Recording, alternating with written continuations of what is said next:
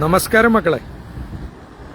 9 രാജ്യങ്ങൾ, അതായത് ഞാൻ കൊച്ചിയിൽ നിന്നും സ്വിറ്റ്സർലാൻഡ് വഴി Germany, Italy, France, Vatican, Vienna, Austria, Paris, Florence, Rome, Belfast, Ireland, London, Dublin, Drogheda, സ്വിറ്റ്സർലൻഡിൽ തന്നെ പല ദിവസം 2.5 മാസമായി ഞാൻ ഇന്ത്യയിൽ നിന്ന് പുറപ്പെട്ടിട്ട്. അങ്ങനെ ഞാനിപ്പോൾ ദുബായിലെത്തി നിൽക്കണം. The proud Dubai. 79 മുതൽ ഞാനിവിടെ പണിയെടുത്താണ്. 1979 ഓൺവേർഡ്സ് ഞാൻ ദുബായിൽ ഗൾഫ് ഏജൻസിയിലും ഫുജേറയിലും deputy minister Fujairah, deputy minister finance industry Jafar Al ഫർദാൻ്റെയൊക്കെ വർക്ക് ചെയ്ത. ദുബായ് ഓരോ മിനിറ്റിലും ഓരോ നിമിഷവും വളരുകയാണ്. അതിന്റെ ബേസിക് ഇൻഫ്രാസ്ട്രക്ചറാണ് ഈ കാണുന്ന റോഡുകൾ. വേണ്ട റോഡുകളും ഇവിടുത്തെ ഡ്രൈവിങ്ങിന്റെ മര്യാദകളുമാണ് ഞാൻ നിങ്ങൾ ആദ്യം കാണിക്കണം.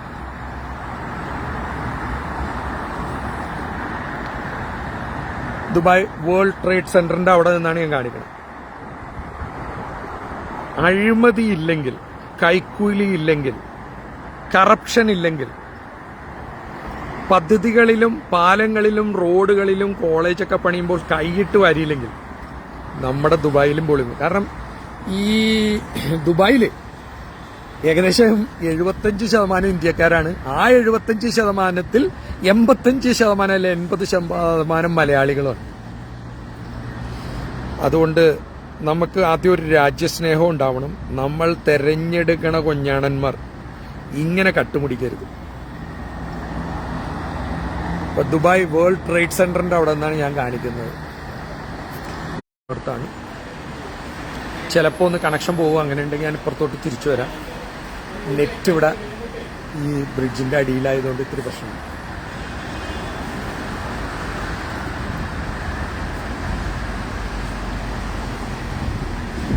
ഇതാണ് ദുബായ് ഫ്ലൈ. നെറ്റ് ഇത്തിരി പുറകെ പോയി, അതുകൊണ്ടാണ് ഞാനിപ്പോൾ നെറ്റുള്ളടത്തോട്ടൊന്ന് വരാം. ഇവിടുത്തെ ഭയങ്കര റോഡ്സാണ് ഞങ്ങൾ.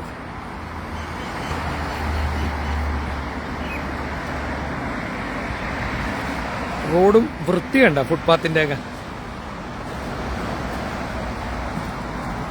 ആ കാണുന്നത് ദുബായ് ഫ്രെയിമാണ്. Dubai frame. അതിൻ്റെ മുകളിൽ കയറിയാൽ പഴയ ദുബായും പുതിയ ദുബായും കാണാം.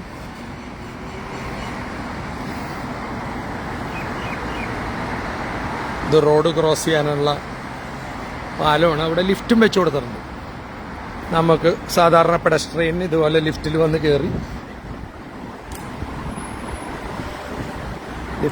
കയറിയിട്ട് അവർക്ക് മുകളിലോട്ട് ഇങ്ങനെ പോയി യാത്ര ചെയ്യാം. ദുബായ് വേൾഡ് ട്രേഡ് സെന്ററിന്റെ അവിടെ നിന്നാണ് ഞാനിപ്പോൾ ലൈവ് ചെയ്യണത്.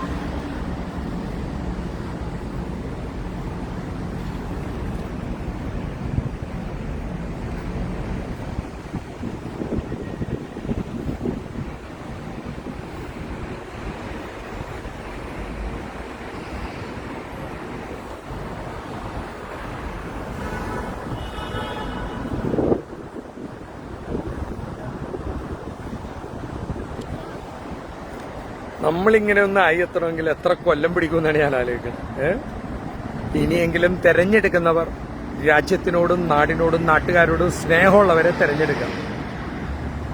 ഒടുക്കത്തെ കക്കലും അഴിമതിയുള്ളവരെ തിരഞ്ഞെടുക്കാതിരുന്നാൽ നമ്മുടെ നാട് രക്ഷപ്പെടും. ഞാനിപ്പോൾ ഇന്ന് മെട്രോ റെയിലിൽ വരുമ്പോഴും എത്രയോ കുട്ടികളാണെന്നറിയോ നാട്ടിൽ നിന്ന് തൃശ്ശൂരും മാള ചോറ്റാനിക്കരയിൽ നിന്നൊക്കെ ജോലി അന്വേഷിച്ച് ഇവിടെ വന്ന് നടക്കുവാണ് തെക്കുവടക്ക്. നാട്ടിൽ ഒരൊറ്റ പിള്ളേരില്ല, എല്ലാം ഇവിടെ ഉണ്ട്. അതേ സ്ഥാനത്ത് 8ാം ക്ലാസ്സും ഗുസ്തിയായി നടക്കുന്ന ശിവൻകുട്ടിയുടെ മക്കൾക്ക് നാട് അടിപൊളിയാണ്. അവർക്ക് തെരഞ്ഞെടുപ്പ്, പാടത്ത് കൊടി കുത്തല്, കൊടി പൊക്കല്, സമരമൊക്കെ ആയിട്ട് നടന്ന് കൈക്കൂലിയും മേടിച്ച് സുഖമായിട്ട് ജീവാൻ. അണികൾ ഇങ്ങനെ ആവുമ്പോൾ പുതിയ തലമുറയുടെ നിർഗന്ധലയിൽ ആണിയടിക്കുകയാണെന്ന് പച്ചക്ക് പറയാണ്. നിർത്തട്ടെ, ബായ്.